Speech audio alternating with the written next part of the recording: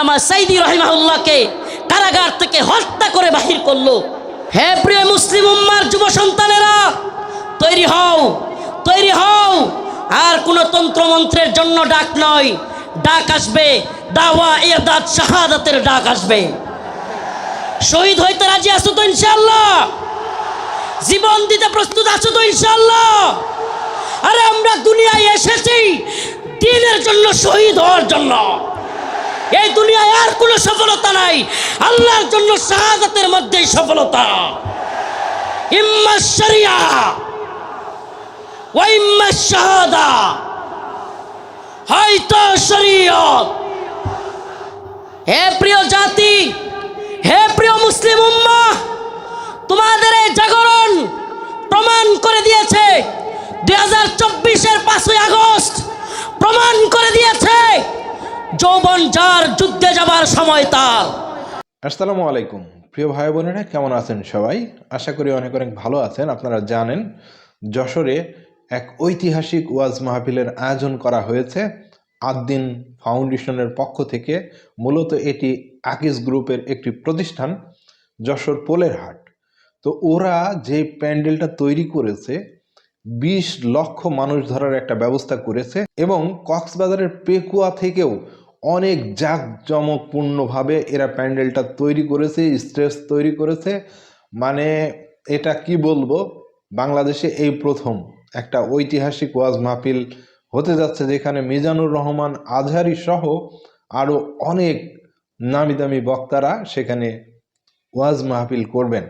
তাহলে এখন আমরা সরাসরি মূল ভিডিওতে যাব। রফিকুল ইসলাম মাদানী তিনি যে হুঙ্কারগুলো দিচ্ছেন আমরা তার কথাগুলো শুনবো। আপনারা জানেন রফিকুল ইসলাম মাদানীর এর আগে স্বৈরাচার সরকার যখন ক্ষমতায় ছিল তাকে কিন্তু অ্যারেস্ট করে নিয়ে যাওয়া হয়েছিল এবং বিভিন্নভাবে নির্যাতন করা হয়েছিল। রফিকুল ইসলাম মাদানীর হুঙ্কারটা আমরা শুনি। আর আজকের ভিডিওর ক্রেডিট হচ্ছে MHR বাংলা ওয়াজ। যদি চ্যানেলের নতুন দর্শক হয়ে থাকেন প্লিজ চ্যানেলটি সাবস্ক্রাইব করবেন আর ভিডিওটা শেয়ার করতে কিন্তু ভুলবেন না। চলুন তাহলে আমরা মূল ভিডিওতে যাই। আল্লামা সাইদি রহিমাহুল্লাহকে কারাগার থেকে হত্যা করে বাহির করলো। হে প্রিয় মুসলিম উম্মার যুব সন্তানেরা, তৈরি হও, তৈরি হও। আর কোনো তন্ত্রমন্ত্রের জন্য ডাক নয়, ডাক আসবে দাওয়া ইরদাদ শাহাদাতের ডাক আসবে। শহীদ হইতে রাজি আছো তো ইনশাআল্লাহ? জীবন দিতে প্রস্তুত আছো তো ইনশাআল্লাহ? আরে আমরা দুনিয়ায় এসেছি দ্বীনের জন্য, শহীদ হওয়ার জন্য। এই দুনিয়ায় আর কোনো সফলতা নাই, আল্লাহর জন্য শাহাদাতের মধ্যেই সফলতা। ইম্মা শরিয়া ওয়া ইম্মা শাহাদা, হয়তো শরীয়ত।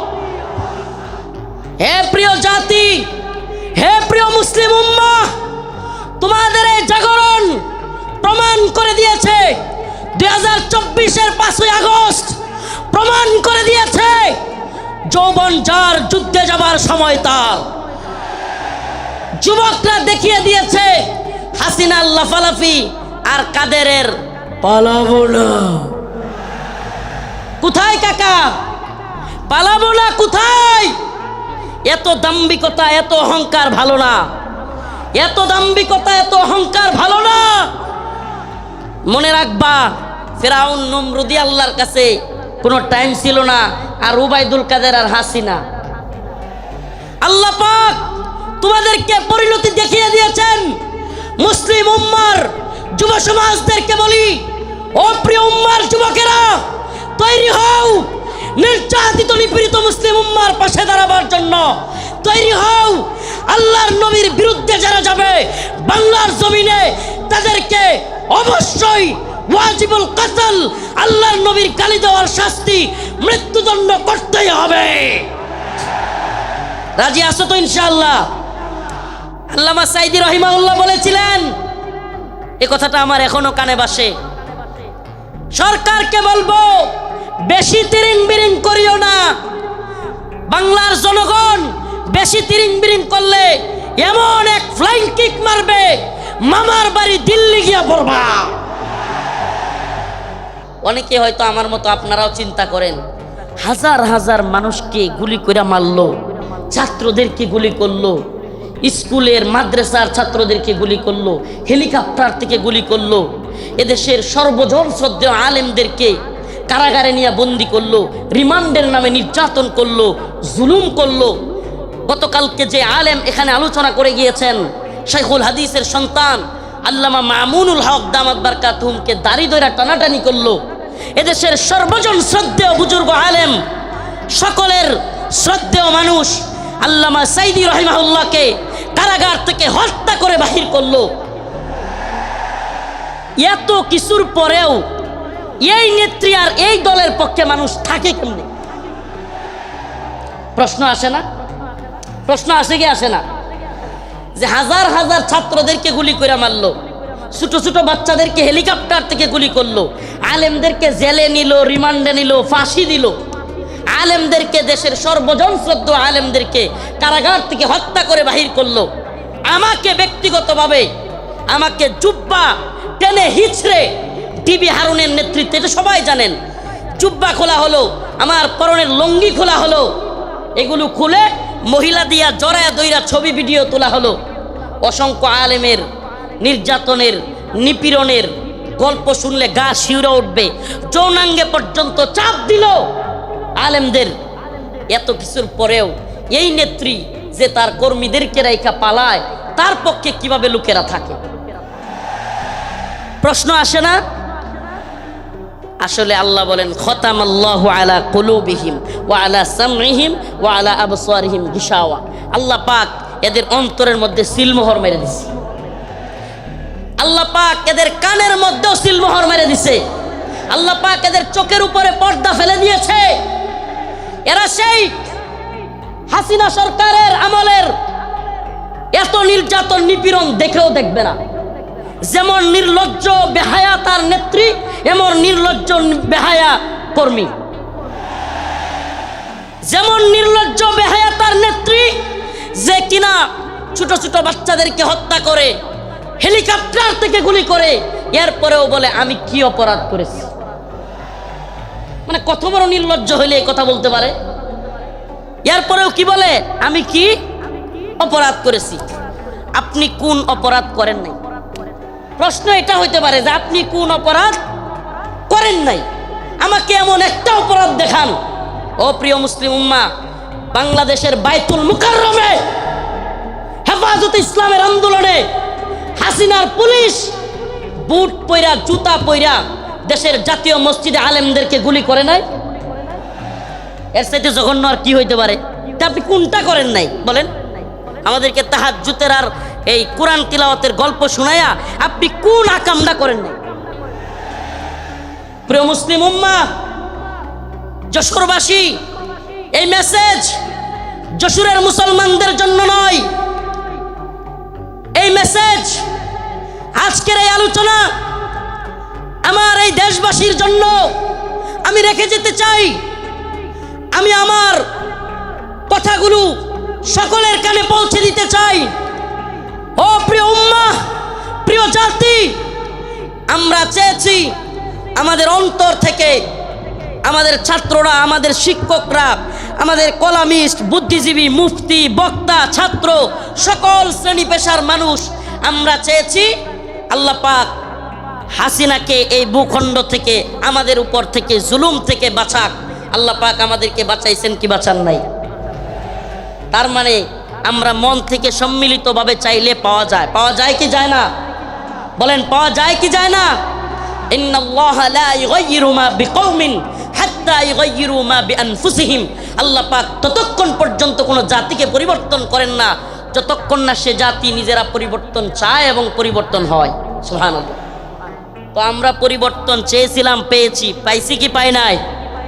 এখন আমাদের আরেকটা পরিবর্তন দরকার। আমাদের মূল বিজয় সেটা। এ বিজয় আমাদের মূল বিজয় না। এ বিজয় যদি আমাদের মূল বিজয় হইতো, তাইলে আমরা আল্লাহর নবীরে কেউ কটূক্তি করলে, গালি দিলে, আমরা এই রায় পাইতাম যে তার শাস্তি হবে মৃত্যুদণ্ড। তার শাস্তি কি? এই ব্যাপারে ইমামগণ একমত। আল্লাহর নবীকে নিয়ে কে কটূক্তি করলে, ব্যঙ্গচিত্র করলে তার শাস্তি মৃত্যুদণ্ড। প্রিয় ভাইরা আমার, বন্ধুগণ আমার, আল্লাহর নবীকে সাহাবায়ে কেরাম কেমন ভালোবাসতেন, আল্লাহর নবী সাল্লাল্লাহু আলাইহি ওয়াসাল্লামকে তার সাহাবীরা কেমন ভালোবাসতেন। কাব বিন আশরাফ নামে ইহুদিদের এক নেতা ছিল। নাম কি? কাব বিন আশরাফ, এক ইহুদি নেতা। এত দেহ ছিল, অনেক বড় সড়ো ছিল দেহ, বিশাল দেহের আকৃতির লোক ছিল কাব বিন আশরাফ। বদর যুদ্ধে যখন মুসলমানরা বিজয়ী হয়েছে, কাব বিন আশরাফ কষ্টে তার অন্তর জ্বলে গেছে।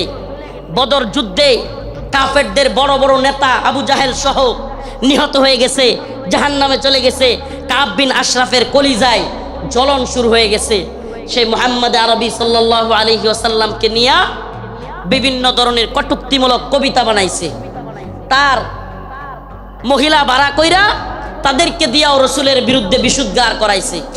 আল্লাহর নবী সাল্লাল্লাহু আলাইহি ওয়াসাল্লাম ডাকলেন কাব বিন আশরাফ, তাকে হত্যা করতে পারবে এমন কে আছো? সুবহানাল্লাহ বলেন। রাসূল সাল্লাল্লাহু আলাইহি ওয়াসাল্লাম নিজে ডাকলেন, হে আমার সাহাবারা, তোমাদের মধ্যে কে আছে কাব বিন আশরাফকে হত্যা করবে? অথচ আমার নবীর ব্যাপারে অনেকে বলে, রাসূল সাল্লাল্লাহু আলাইহি ওয়াসাল্লামকে কি বলে, যে রাসূল সাল্লাল্লাহু আলাইহি ওয়াসাল্লাম এক গালে মারলে আরেক গাল পাইতা দিতেন। ছোটবেলায় এগুলো শুনতাম, নাউজুবিল্লাহ। রসুলের এক গালে মারবে আর সাহাবায়ে কেরাম বসে বসে দেখবে।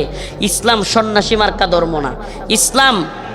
ইসলাম সন্ন্যাসী মার্কা, সন্ন্যাসীগিরি, গান্ধীগিরি ইসলামে চলে না। ইসলামের বাণী একবারে সুস্পষ্ট, ফায়াকতুলুনা ওয়া ইউকতালুন, হয় মরো নাইলে মারো। দিনের প্রয়োজনে মারতে হবে, মরতে হবে, ইনশাআল্লাহ। দিনের প্রয়োজনে মারতে হবে, মরতে হবে। মায়ের খাওয়াও সুন্নত, দেওয়াও সুন্নত। আমরা যদি খালি মায়ের খাইতাম, হাসিনার পতন হইতো। মাঝে মাঝে পিটানো দেওয়া লাগছে, কথা কয় না? যারা জালিমের পক্ষ নিবে, একটা কথা মনে রাখবেন, মুসলমান ইমানদার, সম্ভবত হযরত আলী রাদিয়াল্লাহু আনহুর কথা এটা, জালেমদের প্রতি সহানুভূতি দেখানো মাজলুমদের সাথে গাদ্দারি। আবারও বলছি, জালেমদের প্রতি উদারতা দেখানো মাজলুমদের সাথে গাদ্দারি।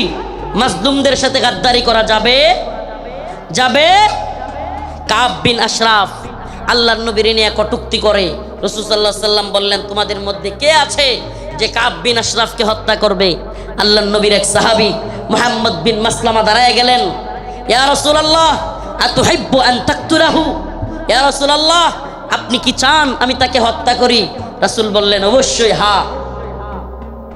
মুহাম্মদ বিন মাসলামা বললেন, ইয়া রাসূলুল্লাহ, আমাকে অনুমতি দেন, আমি একটু তার সাথে গল্প করব, বানায় সিনায় গল্প করব আর কি, তার একটু খুশি করব।